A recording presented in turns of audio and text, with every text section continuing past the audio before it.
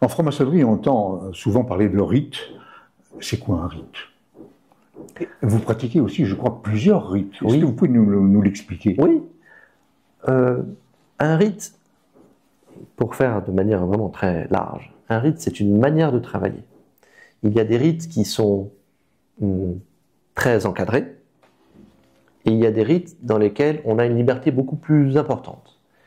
À la Grande Loge Mixte de France, nous travaillons 7 rites, parce qu'on a eu envie de donner un éventail très large aux gens qui avaient envie de travailler avec nous. Donc, on peut travailler de manière extrêmement ritualisée,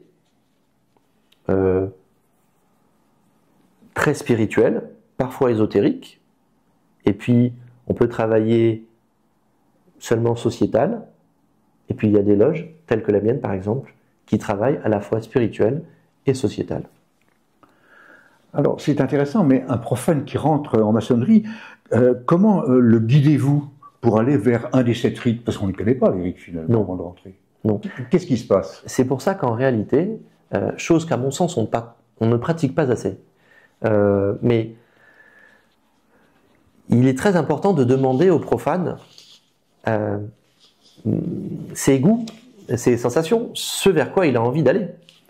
Quelqu'un qui ne va vouloir travailler que sur la démocratie, la République, les prisons, la santé mentale, à mon sens, c'est bien de l'amener vers une certaine manière de travailler, plutôt sociétale, vous voyez. Si vous l'amenez vers un endroit où on travaille que la spiritualité, peut-être qu'il ne va pas trouver le bon moyen de s'épanouir. Et donc, en fait, ce toucher de balle, il est très important en amont pour savoir justement détecter vers où la personne va s'émanciper le plus. Donc vous avez des questionnaires juste avant que les profanes ne rentrent chez vous? Comment ça se passe? De ce que je peux savoir. Hein. Ah oui, oui. Lorsqu'on va rentrer en maçonnerie, il y a plusieurs entretiens. Et il y en a un qui est assez important, à mon sens, c'est l'entretien qu'on va mener avec le vénérable maître, c'est-à-dire le responsable de la loge. Cet entretien, il est décisif parce que le vénérable maître va pouvoir vous dire « vous serez bien dans notre loge ». Ou alors, vous seriez bien, parce qu'après on va voter. Ou alors, peut-être que vous avez peut-être qu'une autre loge qui travaille d'une autre manière que nous serait plus appropriée pour vous recevoir. Et ça, c'est un vrai travail à faire, à mon sens. Mais ça, c'est pas aux profanes de le faire. C'est aux gens qui travaillent dans la loge de le faire. Alors, comment faire pour entrer dans votre obédience? Quelles sont les démarches et surtout, où s'adresser? Alors, ça c'est très facile. Ce que je vous propose, c'est que je vais vous donner une adresse email et puis je peux vous la communiquer là. Oui. Alors, de toute façon, on va l'inscrire. Vous pouvez adresser votre demande à GS comme grand secrétaire. Alors, vous pouvez adresser votre demande à gs@glmf.fr.